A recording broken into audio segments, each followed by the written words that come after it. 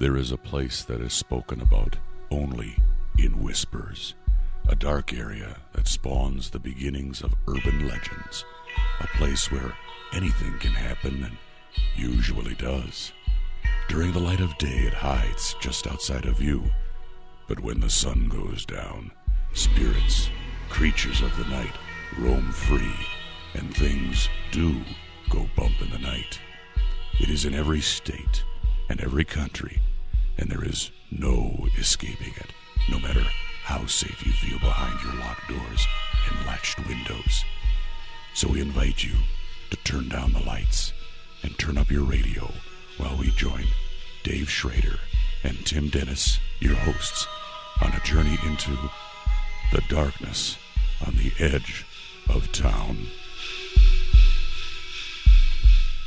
Good evening and welcome back to the show. You're listening to Darkness on the Edge of Town Paranormal Radio Show, and we appreciate you being here and being a part of the show with us. Our guest for the first hour has been Dr. Adrian Finklestein. Our second guest for the second hour here is going to be the reincarnation of Marilyn Monroe. Sherrie Lee Laird is her name. Unfortunately, we are having trouble dialing through to Canada right now. It's not putting us through, so we are working on it feverishly.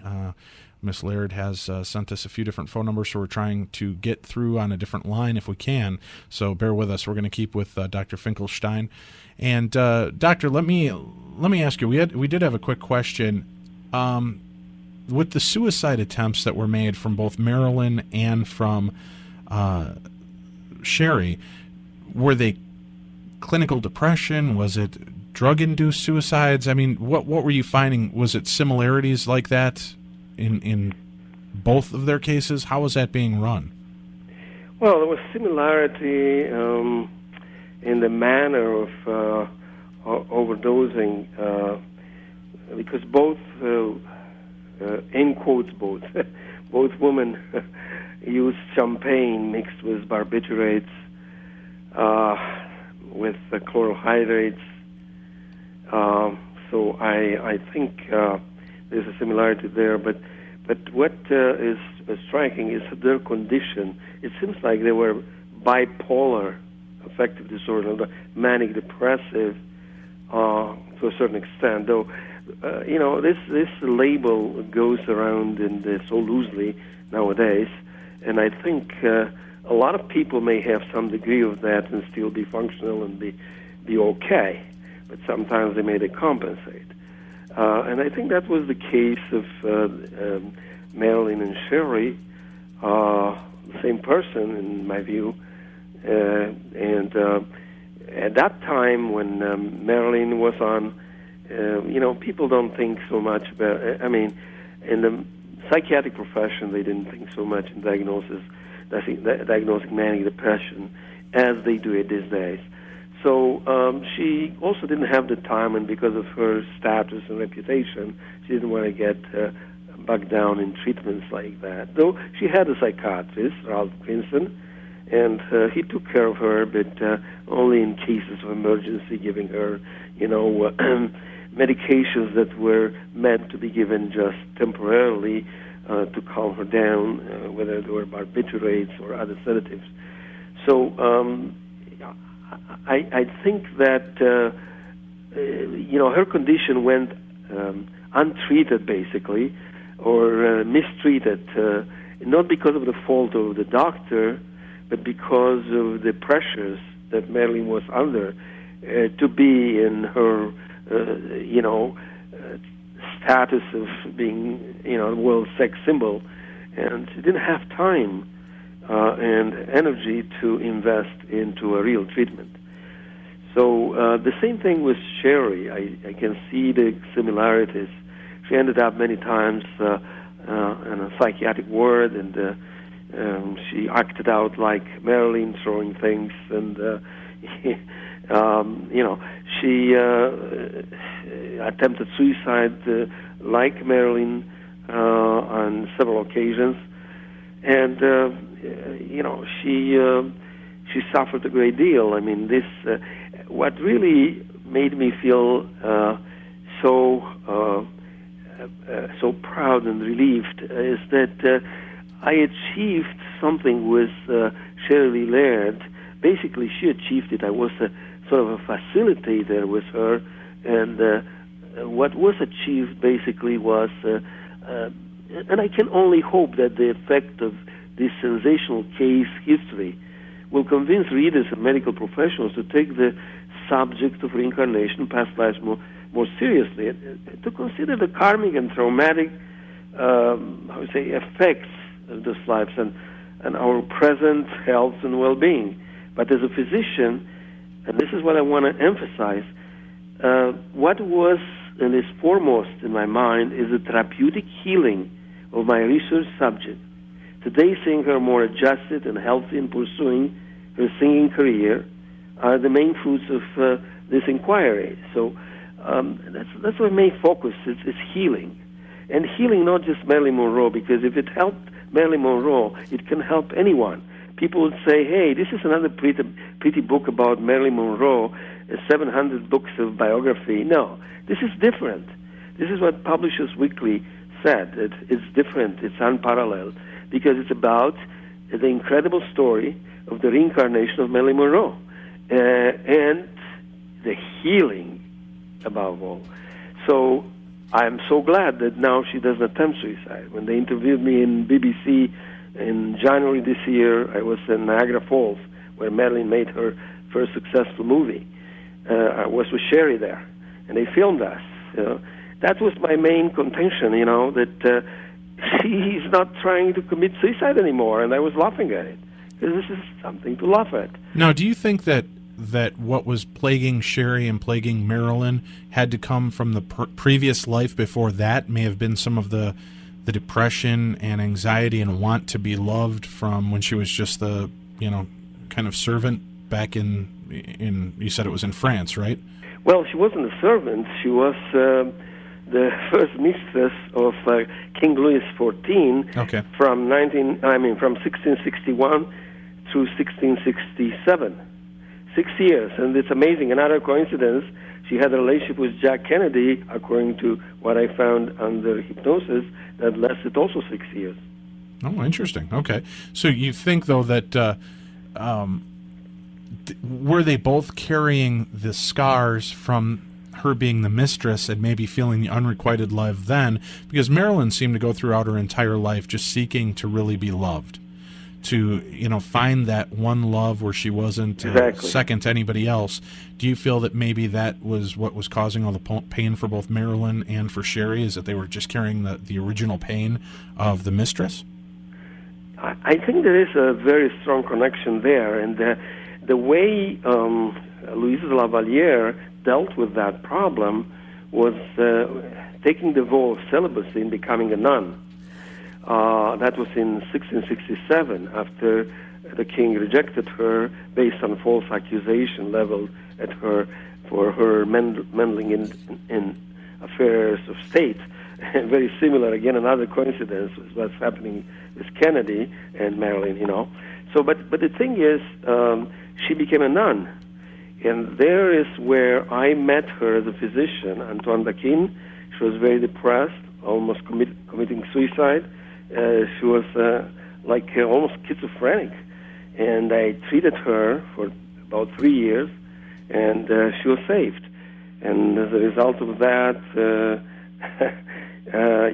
she recommended me to her friend, Madame de Montespan, that was the second mistress of the king and became her rival.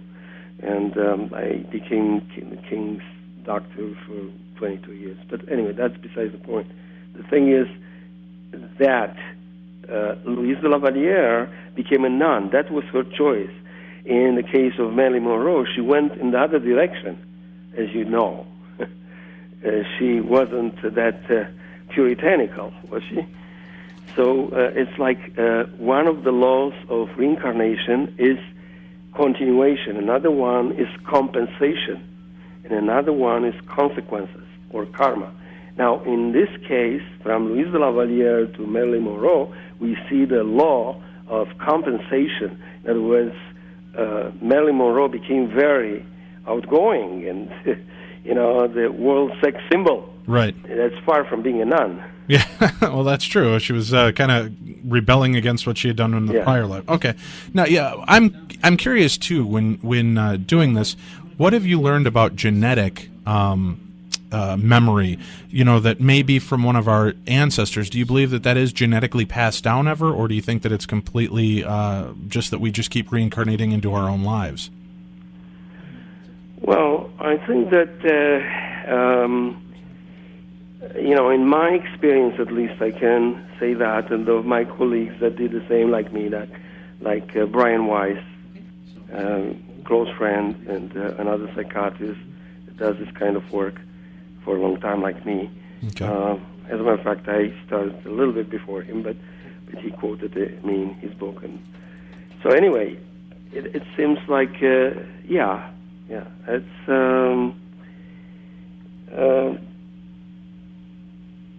I think I would be affirmative to your question.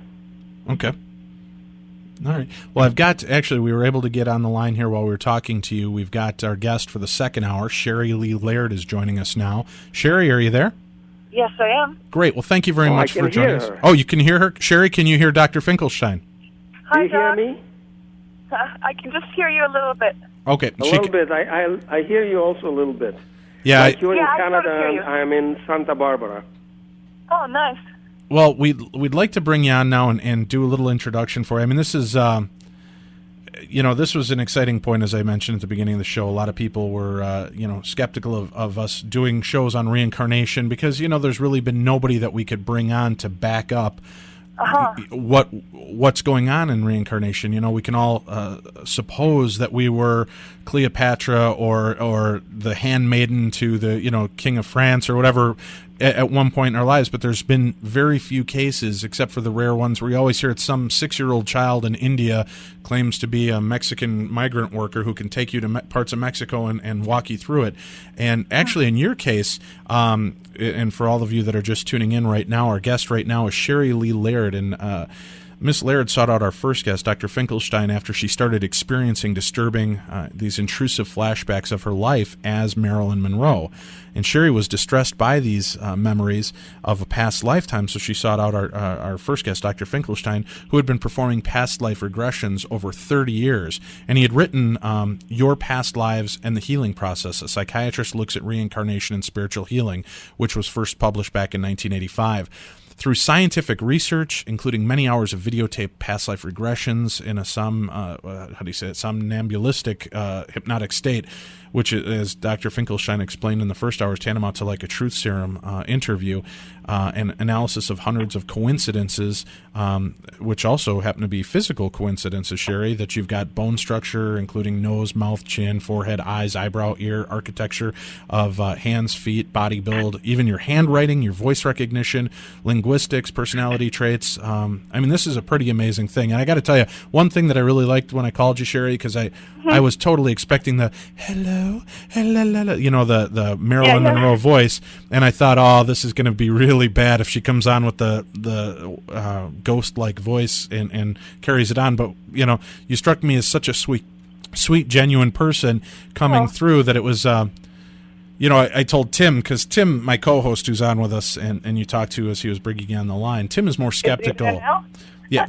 Tim is more skeptical in nature of doing, of the reincarnation process of everything that happened. And I told him it was kind of fun to talk to you because, Oh, good. in the case of, if this is true, that's pretty amazing. I'm talking to Marilyn Monroe at the same time I'm talking to somebody that's in our lifetime. So, yeah. I think it's more exciting that, for me, especially after my mom just passed in December, I think it's more exciting the concept that you're talking to somebody that's born again, as we all are. But I think it's really irrelevant that it's Marilyn. I think that's just man-made kind of thing. Mm-hmm. So I think that it's more about the spiritual side of things, and maybe we could talk about that too. Oh, definitely, and I definitely want to get into that. It is, as you mentioned, it's more compelling because it's a famous name that we all know and so many people and loved. That's fun. Right, and that's a total interesting deal. And let's face it, in your past incarnation, you led quite a crazy life. I mean, you were considered to be one of the sexiest women on the planet, and from looking at new pictures of you, you're still doing pretty damn well, Sherrie. So, well, I think for her, it was really like she was stepping out of the boundaries. That's what made her sexy. I guess it's like what makes, say, somebody like Colin Farrell sexy if he's stepping out. I don't know, because I'm not really following. But it's the bad boy, and I guess she was the bad girl at the time. But sure. Maybe if there was lots of her, or maybe like, Oh, there was lots of her. I've seen the Playboy layouts, Sherrie. Come on. Now, when you first found Dr. Finklestein, did you believe that you were reincarnated, or did you just not understand why you were having these dreams? I felt like I knew, but I didn't want to know, so I avoided it. Like, it was like my gut. You know how when you know, say, you're going to get bad news and you feel you know it, but you dread it at the same time, and so you didn't want it confirmed. I wanted it erased, and it was just a bad feeling, like this is true, and I just wanted to fight it as best I could. So really, when I contacted Doctor, I didn't expect to meet up in LA or anything. I just wanted somebody in Toronto that could erase it for me. That was it. That's all I wanted. Get rid of it.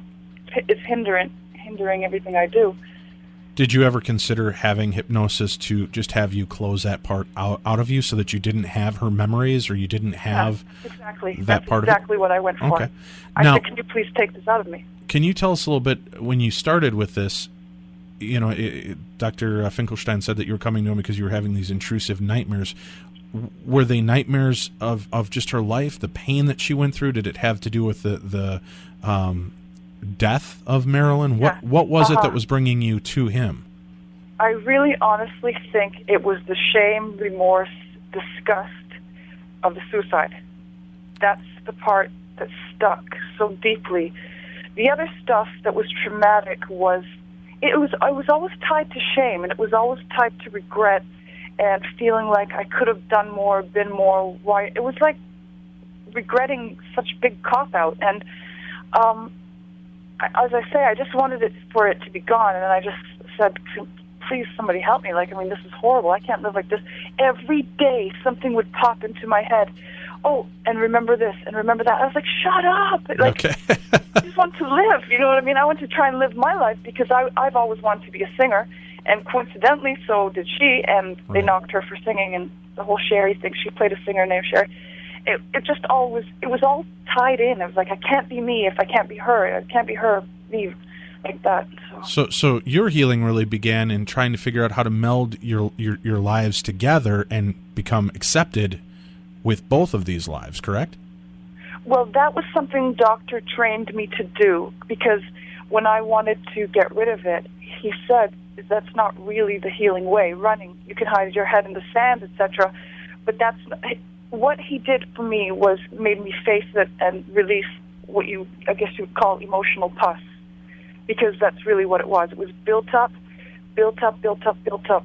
psychic energy and stuff. Sure. Because because we're physical and everything, but we're also spiritual. Like, no doubt about that, right? So we're trapped. Well, Dr. Finklestein, let me ask you one thing. When people come to you with this malady, I don't want to call it a malady, but I mean, when they're coming to you with this problem and they want to release, is that a common deal? Everybody just wants you to make it go away, make the past lives go away?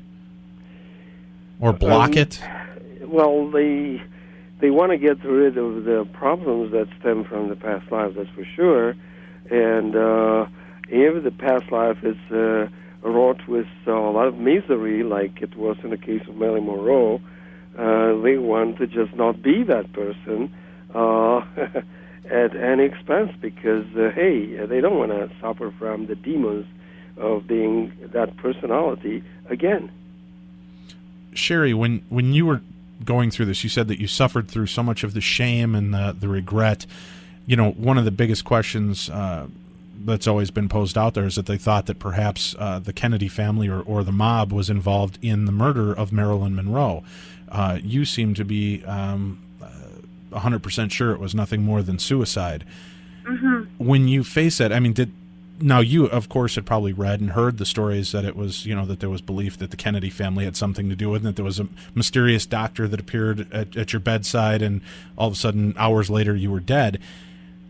How have you? I found out. Yeah, sorry. Did you know that prior, or did you find that stuff out afterwards? And when did you come to terms that you knew that it was nothing more than just suicide? Well, I had the flashbacks to the suicide, but when I started reading about it, I'd seen all this sort of, conspiracy theories and everything, and I just thought it was getting dumber and dumber. But then, because these writers are so good at what they do, even I myself thought, could it be? Oh, that just sounds so possible. But the more regressions I did, and the more I knew, and the more that I was brought to the surface, it was just plain. It was really simple. And past behavior predicts future behavior. She was a person that mixed pills with alcohol regularly. She was a person who thought of death continuously. I know this. And the Kennedys, she was mixed in with all these people, and that was the times. Mm-hmm. No different than, say, somebody like some of the rappers in a crowd, they're, doing bad things and stuff, but they're good people, etc., whatever. But, she was around those people because she was around the Rat Pack, all musicians, all singers. However, the Kennedys had better things to do with their time than to kill this woman, because they were so pro-life and they were so pro-results. And there were so many ways to deal with Marilyn that didn't involve them injecting her full of stuff. They could have easily sweet-talked her to make her not do anything. So that stuff is all built up. I didn't feel any connection like that. Granted, I felt she started to get mad at them, but I don't feel that they would ever, that doesn't cross my mind. See, what I find is so interesting is that you refer to her as a totally different entity, like you're just doing research, or like you've written a book about Marilyn, but not that you are Marilyn. I also think that was a habit of hers, and it seems like I can't get out of that, because I basically think that's the way she referred to herself. So whether that's just... Do you think that's because she kept separated, or you kept separated, the fact that Norma Jean was still Norma Jean and Marilyn Monroe was nothing more than a costume? I don't think she was either of them. She didn't like Norma Jean. That really, when I regressed on that, she was very annoyed with her as well. And I don't think she liked Marilyn too much either. She was really looking for something still. And I don't think she ever would have been able to attain it, because she didn't really know what she wanted, because if she would have the family life, that would have made her unhappy. If she would have even more success, that would make her unhappy, because she always knew that right after that success was something else waiting to be had, more important, like a life and having some kind of things that would make her feel more self-worth and more self-sufficient inside. So really, I feel that was her fate. I don't think there's any way out of that, what became of Marilyn. And sort of, I have to say I appreciate it, because then I have my life, and I have my daughter, and I have things that she wanted, and I feel like I'm trying to do more, and I'm trying not to be so self-absorbed as she was, I've got an interesting question here from somebody that emailed into me. Joni would like to know, when you're now you have a child of your own, mm-hmm. and that was something that Marilyn strived to have and always kind of felt empty, because she had miscarriages, I believe, and was not able to produce a child. When you had your child, did you feel some overwhelming sense of relief, like, okay, I passed a milestone, I did something beyond Marilyn, I was able to finally reproduce, this was something, I mean, was there this, I don't know if I'm posing the question, but did you get a sense of relief as Marilyn that finally you were able to carry on and have a child? Well, I'll tell you one thing, I was absolutely sure out of nowhere that I couldn't even have a child. I don't know why I grew up thinking that. There's no way I'm going to be able to have a child. I guess in that regard, I was shocked. So I was 3 months along with Kezia before I even realized. I was like, every time, even when I had missed period, I was like, well, I'm not pregnant. There's no way. I was consumed with the thought this was impossible. So I think that sort of lingered. But with Kezia, there's more to the story with the book. And I don't know if I bothered mentioning it, or I think it's out there in the news anyway. But Kezia was born 9 months to the day of Marilyn Monroe's mother's death, to the exact day. And the thing about it was, there's been a great deal of regression on Kezia and who she is to me. But even when she was little, when she was 3 years old, I was always saying, oh, who are you? You're like my mother or something. I always said that to her. But literally, this lady, this Gladys Monroe, she outlived Marilyn by 50-something years, just to die in enough time for me to have a child 9 months to the day later. So I have my own things with my regressions, and Hr regress too. So it's all very tied in together. Well, that is interesting because we've heard so many times with other experts in the field of paranormal and reincarnation. And Doctor, maybe you can answer this question for us, as you've done so much work. Is it true that you find that so many of us continue to really just keep staying in the same circle of friends and relatives and lovers that we've always been, but everybody takes on a different role? That's correct. It's very true. And we come in groups, come back and reincarnate on the schooling ground, which is Earth in this case. And we come in different roles, sometimes as husband and wife, other times as child and parent, friends, teachers, students. But we tend to come in groups, and we have a way through so-called coincidences to meet with each other. Like Sherrie met with me, and we met with other people, with Ted Jordan, and with Tony Curtis comes into play, and so forth. It's like there are groups of people that come usually in the same geographical locations in order to work out unfinished business.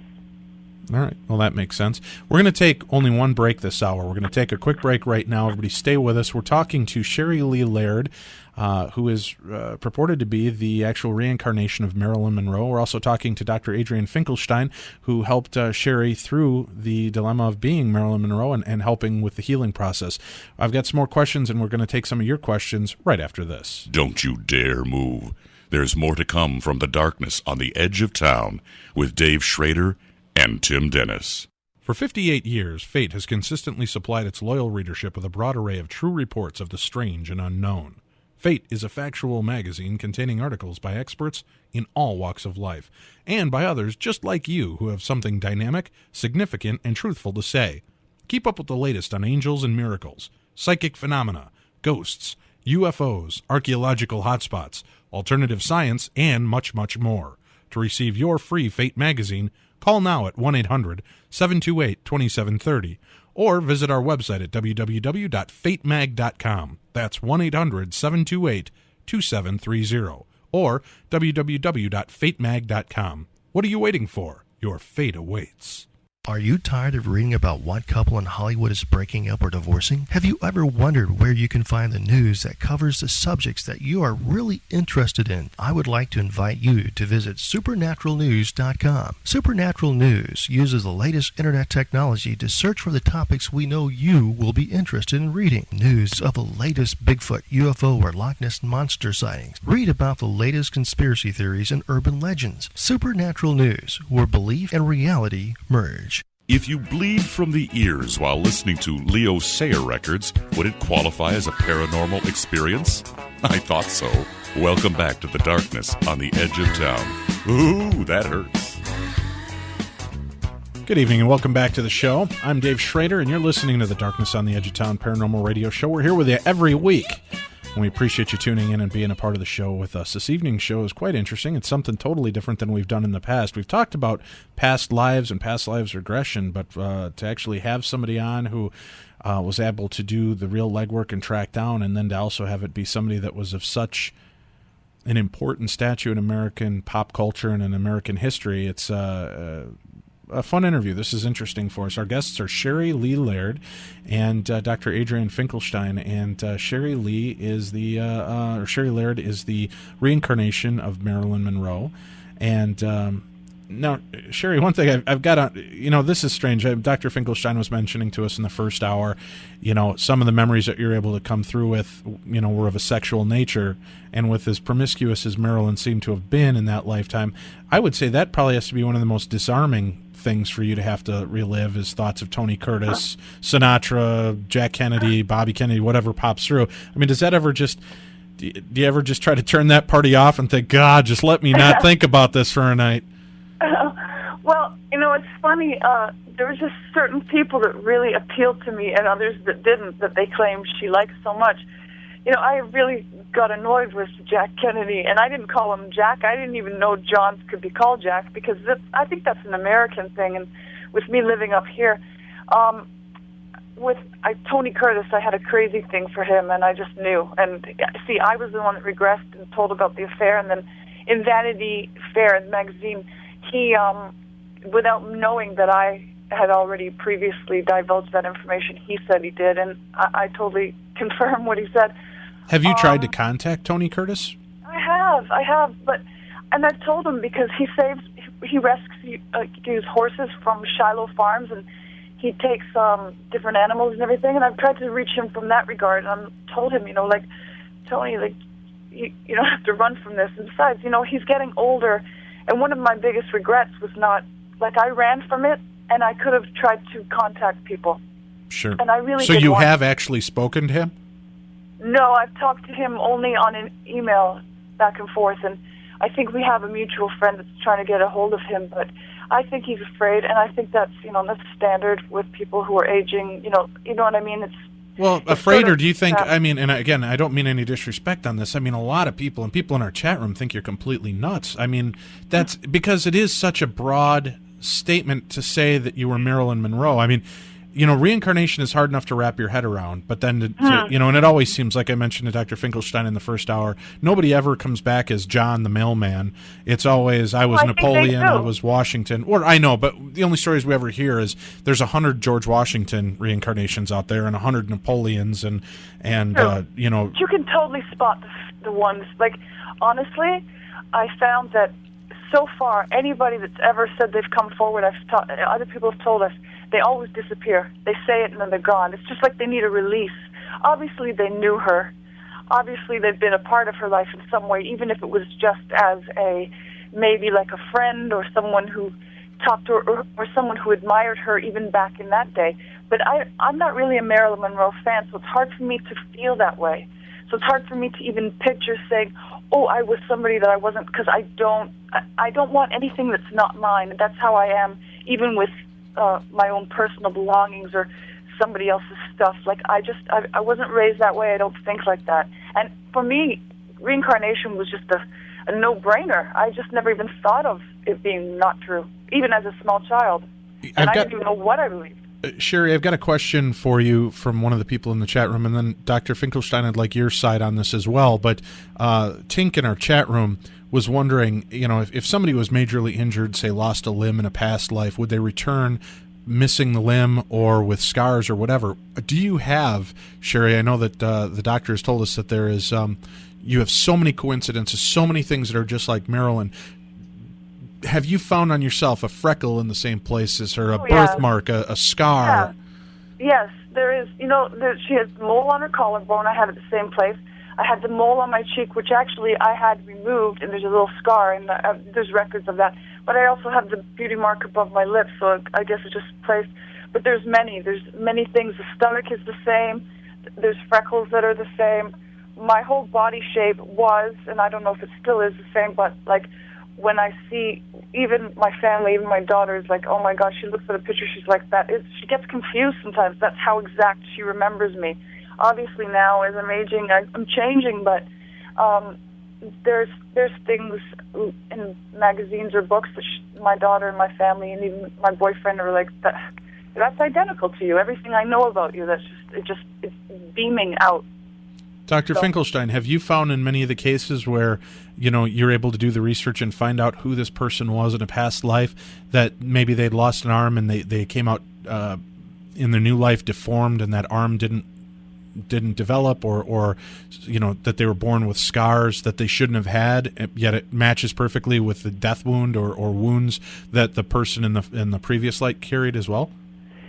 Yes, as a matter of fact, I think I mentioned before that body spirit manifest, and the spirit is always intact. It doesn't miss a limb. As a matter of fact, I don't know if you heard about the phenomenon of the phantom limb. Right. Where somebody So, gets amputated, yet they can still feel an itch on their hand, even though the hand isn't there, right? Okay. Right, but the spirit of the hand is there. Right. So when people reincarnate, they usually get back the hand, but something very interesting is happening, as you mentioned. We can get birthmarks that Sherrie mentioned, and that were similar to those that Marilyn had. So that may answer that caller's, question, and I completely back up that, because I know from my work with Sherrie and with other cases that were similar that this is a fact, and other colleagues of mine that are, doing respectful work in the field of reincarnation research, corroborate that too. Now, Sherrie, what I also found interesting about our conversation the other day when we spoke, you mentioned you've changed your hair color, you do a lot of things because you don't want to look like Marilyn Monroe wannabe. And I think that's impressive. Yeah. I mean, there's so many cool pictures of you that, man, you look just like Marilyn Monroe. It's got to be hard because, especially being an entertainer yourself, it sure would be easy to cash in on that aspect of who you are instead of relying on your talent. So, what's so funny is all the impersonators zero in on the things that Marilyn least liked. It's just, let's pretend for a second she's back and it's not me. She would just be so cringing at these things. Like, that's just not me, baby. You know what I mean? I just can't live that way. I never thought of living like that. And the thing about Marilyn, that's what's so funny, is she never copied anybody. And if I have that very same nature inside me, well, I'm sure as hell not going to copy that either. You know what I mean? Sure. Because I'm born with the individualistic, rebellious nature that she had. That's what it is.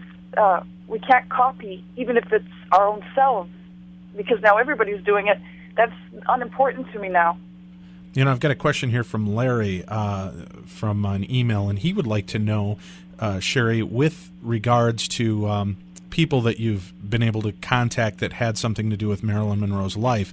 And I know that one of the people that helped to validate who you were is a psychic and medium that worked with Shirley MacLaine. Now, Shirley MacLaine was a big part of the Rat Pack, and I'm sure ran and dealt with Marilyn and is very open to reincarnation and very open to these things. Have you dealt with Shirley MacLaine at all, and have you had discussions?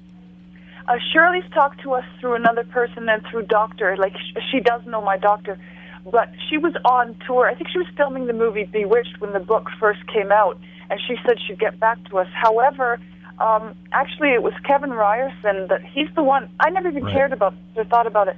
He's the one that said to my doctor in passing, because, he's never even met me at the time, and he said she looks just like Norma Jean. And I, as being previously Marilyn, didn't like that because I didn't want to have anything to do with that Norma Jean thing. Right. And then when I saw those pictures, I was so shocked myself. I was like, how could this person spot that and know this? So I got to enjoy the reaction from, like, knowing what a psychic would say. But Shirley, I think we are going to see Shirley. Now, when I regressed, I didn't see Shirley so often, and I don't think they really liked each other for some reason. I don't think it was a warm connection. Sure. Then. Well, I would guess, from everything I've read, Shirley MacLaine is also, a big starlet, and you guys were probably at the same time hitting pretty big and dealing with the same people, and egos being what they are. Running in the same packs, I would guess it would be kind of a competition, not only for the men, but the roles. Well, the thing for the female actresses with Marilyn, they left. That was bad for them. They didn't really like that. They disrespected her for that, because it's not in an open way, but they got as sick of it as she did, because then it just looks like, I guess it's same jealousy in any kind of, not jealousy, but you know what I mean, kind of like, ew, like, oh, you're not as good as I am because I'm a real actress, you know what I mean? Right, exactly. When you began going through these things and having these visions and having these memories, and I also would like to ask you, I asked Dr. Finklestein in the first hour if we had your permission. I'd like to do a follow-up show on this in a couple of weeks or maybe a couple of months down the line. Would you be willing to share any of the audio from your regression so that people could actually hear what a regression sounds like? And since your case is so intriguing, I know people would love to hear it. Would you as the patient be willing to share that with you? Okay. Absolutely. All right. What's fun is, and it's really silly, BBC came all the way over to do a 3-day interview with us, and they have the best I can't even say it myself. Somnambulistic, right? Hypnosis of me going under, and it's so good, and it's so deep, and I thought, oh my God, I'm never going to go under while these people are here, but I did. I went really deep, and they have this great footage, and I don't know what they'll do with it. It's in the archives, but you know what? They didn't even use it, and I was so disappointed. And I thought, you had this potential to take and you were doing a story on reincarnation, and instead you just literally they grabbed people who are crazy, like my doctor did a synopsis on them, and they're completely crazy, and we got lumped in with those people, and it's ridiculous because I think that's what the world wants, so they just want to keep it down. Sherrie, it's those damn Kennedys. They're still putting the quash on you. They're hiding the video. They won't let it out. I won't let it out. For sure. Now, dealing with all the stuff that you've dealt with in this, too, you've come to terms. I know that Dr. Finklestein said the main thing was learning to heal and heal that. Now, have you embraced yourself as Marilyn and Norma Jean? Have you embraced that part of you now? Do you accept that and make it okay, or do you still kind of wish that had nothing to do with you? Oh, I have such relief. At the beginning, when we first did the few regressions and a couple of, I think 5 or 6 days worth of regressions, now these were marathons. Nobody else in their right mind would have to have gone through this because we were doing hours and hours and hours at a time. When you go for regression, you go for an hour, maybe once every 2 weeks or once every month or once every week, whatever you're used to. But for me, I swear, I was so mad at my doctor, and I used to say, why did I do this? I feel worse than ever, and I hate this. It's making me sick. I can't believe I did this openly. And he said, don't worry, it'll take time. Just, go about your business and practice meditating and relax and forget. But the funny thing is that I honestly do forget. I'm so consumed with just our music and our bear, going on the trips for the animal rights. These things, just now, I forgot tonight's interview. I apologize for that because I actually forgot. I was like, oh my God, it's past 12, and I was like Cinderella. I ran. That's okay. You're just carrying on Marilyn's tradition of always being late. We expect that from For sure. Everybody knows about it. It really is a deep-rooted thing. Well, that's all right. I understand that. That's okay. We were having trouble dialing through anyway. So you used to say everyone is early, that I'm late. Yeah, exactly. Now, you've got, Dr. Finklestein, when you're doing the regressions for people that have these deep-rooted problems, how many do you find that actually once they own it, that they were this person in a past life, and that it's something from a past life, give in and just give up like the person in the past life did? Is it more people are looking for help and will actually accept the help, or do they just think, oh my God, I'm so screwed up and this is crazy, I'm just going to kill myself or end it now? Mm-hmm. Well, it depends on the case. It goes case by case, but in Sherrie's case, I think she was terribly motivated to get rid of the demons of Marilyn Monroe, and especially when they pushed her to suicide, and she was desperate when she contacted me in 1998. And as I said, I was listening with an open mind. By that time, I had more than 20 years of past life regression experience, and it didn't surprise me, but it had a different twist of she claimed she's Marilyn Monroe. So. But I listened with an open mind to her very sad story, and she came across to me as a troubled psyche seeking relief, not notoriety, like other hundreds of young, beautiful girls that step forward and pretend to be Marilyn Monroe or impersonations and so forth. She didn't want to be one. She wanted to be herself. Now, Sherrie, let me ask you this. And this is a question that's coming from our chat room. We have a very skeptical listener, Shay, who's very skeptical of the whole reincarnation scenario. And what she's curious about is, at first you were trying to hide this from yourself and you thought maybe just something else was going on. When you started working with a doctor who believed in you and suddenly there was a book coming out, did it ever cross your mind that, maybe this guy is just using me as a form of furthering his career and his name? Did that ever cross your mind, or did you honestly did you believe that you were the reincarnation? Because I would guess skeptically natured, you might stand back and wonder what, and Doc, I don't mean that as an aspersion against you either with this question. I'm sure Shay probably does, but I don't. But meaning the fact that she wasn't seeking notoriety, Sherrie wasn't, but it sure looks good for you to come out with a book to back up a book that you'd already previously written, and all of a sudden now you've got one of the most biggest and famous stars in the world that you're able to bring out. Let me get Sherrie's answer first. Sherrie, did you ever worry that he was exploiting you by doing this? Oh, Absolutely not, because first it was going to be a chapter anonymously, but then the lawyer that my doctor talked with said, well, how are you going to show the similarities? And she came up with some really good points, and so we thought, okay, well, we'll do one chapter, and we'll show the similarities, but we'll sort of keep me in the background.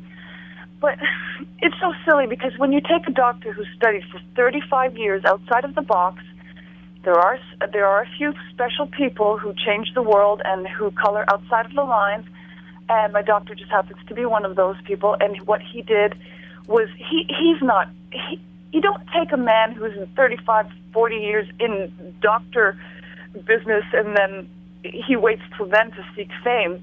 That kind of thing shows up very early in your career. Like, people who are ambitious in that regard go for it, you know. I lived with this for 25, 30 years before I contacted my doctor. I just couldn't take it anymore. That's the bottom line. I felt like I was going to die. I attempted suicide. I knew that I would die, and I wanted to know why and how. And I had sought out other people, and I didn't type finally in the internet, when I found out that actually internet, how it was and how it worked, I typed past life and sufferings. I didn't type past life and Marilyn Monroe. I wasn't seeking that. I didn't care. I wanted it out of me. I think that it's destiny. I think it's timing. I think that Monroe wants to be forgiven, and I think she wants to have a chance to... You see, this is the funny thing, is the people that idolize Marilyn, they forget that she believed in reincarnation. She believed in occult. She believed in psychics. She had the most open mind. So the people who have the closed mind, I don't know why they're praising Marilyn. They don't believe in anything she believes in. No, that's a good point. Now, Doctor, what's your side on that whole aspect of it as well, that Sherrie came to you not looking for the notoriety, but suddenly there's a book out, and this has got to have lifted your persona as well in the field. Do you take much?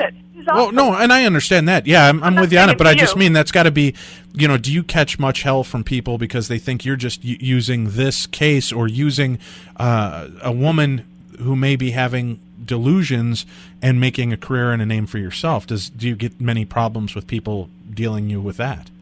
Well, there will always be critics and disbelievers and skeptics. And as I said before, for those who believe, no explanation is necessary. For those who don't, no explanation is possible. But you see, I didn't look for Marilyn Monroe reincarnated. She came to me in 1998 when she decided not to participate in this because of fear of endangering her singing career as a newly pop singer and so forth. She stopped after 6 months, and I respected that. I didn't run after her. As a matter of fact, she recontacted me on April 7th, 2005 by herself. I never looked for her. And she wanted to get rid of her demons that pushed her to suicide. So in my Hippocratic oath as a physician, I swore that I would help my patients to get well. So that's what I did with her. Sure. Now, if people believe me, fine. If they don't, tough luck. No, and I understand that. I'm just curious, how it affects you as a, we talked about that briefly in the beginning. Did you take much flack? It affected me in a way that they fired me from UCLA, as that young interview at the radio station predicted. Okay, all right. Yeah, now, but I don't care, because that's the truth, and I didn't do it for money and fame. I did it for the truth of reincarnation, especially for healing. And now that I see Sherrie being well and pursuing her singing, career designs and so forth, I'm very happy about that, and I don't care. Now, Sherrie, let's talk a little bit to it, because I promised if you came on the show we could promote what you're doing right now. It's a very impressive deal that you're doing, because you're actually going out and helping to raise awareness for animals and things like that. So this isn't something to cash in to make you a pop culture icon in your own life right now. You're actually doing things to help others, so I really appreciate that. So let's talk a little bit about how people can come see you, where they can see you, and what it is that you're doing. Oh, we're doing fun things. We're going around in this bus, and you'll notice it because it's got stars and stripes all over it, and it's an old vintage truck bus, whatever you call it, and it has the back cut out almost like a pickup. But there's a couple of buses going with us, and it's for moon bear bile farming. Like, they take bears and they leave them in cages for it could be up to 10 years, and they take off their fingernails and their teeth, and they put a catheter in their bladder, and they suck the bile out of them for, eons. And these bears never get to, it gets me really upset. So, so that's what we're doing. So you're going out and doing concerts to raise money to help save these bears. Okay. And it's not just bears, it's like animals from Katrina, and it gets me very upset to talk about it. So what I promised myself is that I wouldn't do the talking, and our tour guide and the animal activist named Zeke Lofton, he's on MySpace under Zeke Howard Lofton, and he's put together this Moon Bear tour, and it's for Katrina animals and all abused animals, and he's going to be the spokesperson because I'm incapable of it. And the real truth is, I already told the public I refuse to talk about it because not just from the pain that it gives me, but I'm not seeking fame. I just want everybody to know. And the Olympics are going to be in China, and that's where a lot of this is going on with the bears. So, all right, it's time. What type of music are you doing now? I was starting with my dance music, but I never really did have a happy episode with that. I was always a band girl. I was always in bands, and so our band is classic rock, and it does originals, and it does covers like Heart, Led Zeppelin, things like that. We're little Elton John, some Goodbye Norma Jean. It never crossed my mind, but I just want to tell you, we have a just turned 15-year-old girl drummer, and she's really fantastic. Her name is Alana Brodsky. And it's fun. I mean, people love us, and that's all fun. And I'll tell you, I don't care about money. Money means nothing to me, and that's what happens when you're anti everything else. We're really about fairness, so we don't care about man-made money at all. All right, great. Now people can see you're going to be touring all over the United States as well, doing this. Mm-hmm. It is all through the States, and then we're going into the UK, and we just want to make everybody know about this because I think the majority is like myself when I first heard about it. We didn't know. If you don't know, you can't help. You can't even have an opinion. It's being kept down from the government. Well, you know that being on a paranormal station. I mean, you know how hard it is to get other topics, squeezed in to the regular medium. Well, let me ask you this too. Now, getting back into the reincarnation and getting back into the things that you're doing now. Dr. Finklestein also mentioned that they were able to regress you even further so that you were able to experience a life beyond Marilyn when you were the mistress. Several, actually, yeah. Right. Oh, so you've done several lives you've been able to find? Do they all seem to have a common thread? They all seem to have a common personality. Were you ever a man in any of your past lives? No, I do. Yeah, I didn't regress on being a man, but I feel sure that I was. And I also regress in the future. And now that you can call me crazy, I did say that I'll be president one day. Really? Well, yeah, if time is not linear, right, if time is not linear, it would make sense that you should be able to go forward as well. Does that mean you sing happy birthday to yourself? That's right. No. See, the thing is, I predicted my mom's death almost to the day, a year and a half beforehand, and that's hard. That's a hard thing to do. How did your family react to this? Purpose. I mean, did your family think, "Oh, Sherrie, honey, you're goofy. You're not Marilyn. You're Sherrie Laird."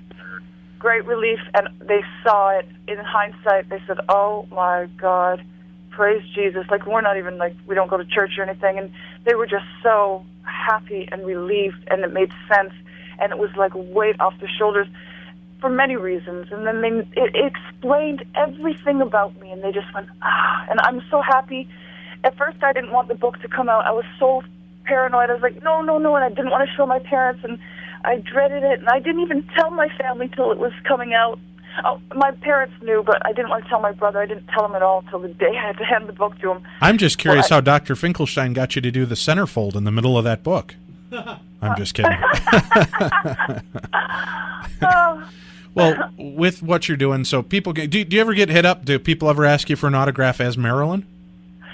They do, and I feel it's just as silly as I would feel. I feel as embarrassed as if they would ask for it when I was Sherrie. So, and they have as a singer. But if it makes them happy, then why not? I really, personally, I'd get an autograph. I'd be excited if I would see somebody somebody I love, like Annie Lennox or something. I'd be like, "Oh, Annie," I would want her autograph. Who wouldn't? So, I guess I just have to let it go and just do it. That's what they want. Well, that's cool of you, because if people are actually that into it, it's got to be kind of a kick. Yeah, it's a kick. It's fun, and who knows? If it cheers them up, or if it's worth something, or it becomes, I'm sure there's people who have paintings by Van Gogh and stuff, and you know what I mean? Like, these are things, they have letters by them, and stuff means something to somebody somewhere. Have you ever considered trying to find things of yours from previous, Yes. when you were in Maryland? Have you actually ever found things that you owned? Were you able to go back and find the missing key to your safety deposit box? Do anything cool like that by doing all these regressions? No, it was a teddy bear.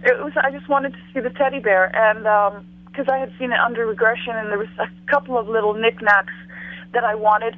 But see, there's a great deal of regret that goes with it, because, you know, the little dog and all the dogs and things that she's had. And so when I start touching on personal things, if I let myself go there, I'm not just thinking of inanimate objects, I'm also thinking of things and people, so it hurts. My biggest regret was not contacting Arthur Miller. I think that's one of the biggest ones, and second in line would be Joe. But the teddy bear is what made me find out about Gladys's death date, and it just made sense to me, because I was like, if I count backwards and this is 9 months, I'm going to fall off my chair. And it was 9 months, and I was like, I knew it, and I've always known it. And so, like, these are things I find out in hindsight. I have to think it first, then it means something to me. I regressed on the watch that Marilyn gave Jack Kennedy, and I don't think it was even public knowledge at the time. And so there's always things I find out first by myself, and then afterwards it comes true, and I just feel confirmed and kind of relieved. Well, Sherrie, we're wrapping up on the hour here. I can't tell you how much I appreciate you spending time with us. I mean, it's definitely an interesting case, and like I said, I'd love to have you back on with the doctor and listen to some of the regression audio to hear about it. And well, I cringe. Well, you cringe, yeah, but I mean, it's interesting, and I think people might get more out of it by listening. I mean, the cynics, as the doctor says, there's nothing you can do to convince the disbelievers to make them believe. Oh, yeah. But it'd be interesting to hear the actual audio, and we'll try to contact our friends through the BBC as well and see if there's any way we can get some of the footage to you should get that. to review, because I'd certainly be interested in seeing that. Richard Mazer has it. Richard Mazer? Okay. All right, good. Well, we will contact Richard Mazer about that. I can send you a copy if they agree. I don't know. I can barely hear you, but I did get that copy, and the thing is but it didn't have the good footage. It was just a little snip. Yeah, she said she's only got just the little snippet that they showed on there. Yeah, well, I sent her the whole thing, as well as the separate snippet from our but that was interview. boring, because... and also a combo with CNN, MSNBC, Japanese TV, and I didn't watch it. BBC. Okay. But anyway, I'll send you again, Sherrie. Well, that's I have it. Tell him I have it. She does have it. She just hasn't watched all through that yet. But okay. I'd love to see the footage too, Doc. If you've got something, I'll give you an address off air, and we can hook up again. Please email to me. Some of the things are on YouTube if you want. Oh, great! Yeah, we'll look you up on YouTube as well, so everybody can check that out. CNN thing and the CNN stuff. Yeah. Now, Sherrie, real quick, do you have a website or anything you want to direct people to that they can find you and find ways to contact you if they have questions or want to see you perform? Oh, well, obviously the doctors, if they're involved in reincarnation, they want to contact me through the doctor, that's fine, but also through our myspace.com pandemonia.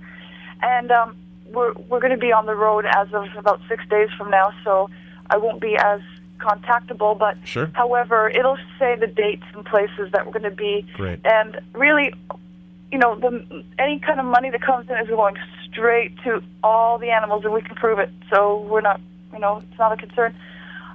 They could just come up and say hi to us and support us. Any kind of support, like rallying us on and just wishing us well, helps too. Because I'm going to be away from my pets. I raised some baby squirrels, and I'm going to be really missing them while I have to go. So I have to go because people are cruel to animals, and they're making me to leave my animals. Well, Sherrie, thank you for doing the great work that you're doing. Thank you for sharing your personal pain and your stories with us. Dr. Finklestein, thank you for sharing with us.